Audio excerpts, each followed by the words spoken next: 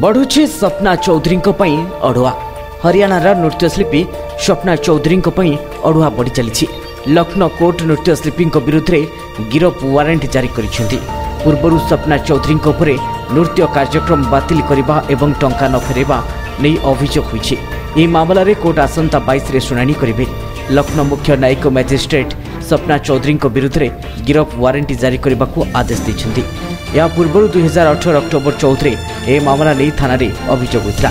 एथिरे स्वप्ना चौधरी सहित आयोजन आयोजक जुनैद अहमद, निबन शर्मा, कियोतल्ली, अमित पांडे एवं रत्नाकर उपाध्याय नाँ भी जोड़ी होता।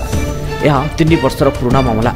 जातीय गणमाध्यम रिपोर्ट अनुसार 2018 अक्टोबर 13 अपराह्न 3 ରୁ 10टा पर्यंत स्मृति उपवन में स्वप्ना एवं अन्य कार्यक्रम थिला, जो ऑनलाइन एवं ऑफलाइन टिकेट 300 टंका प्रति व्यक्ति हिसाब से बिका जाइथिला।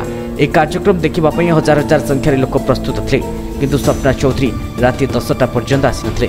फल दर्शक हंगामा करते अमंगल कई स्वप्ना विरुद्ध थाना अभियोग करते।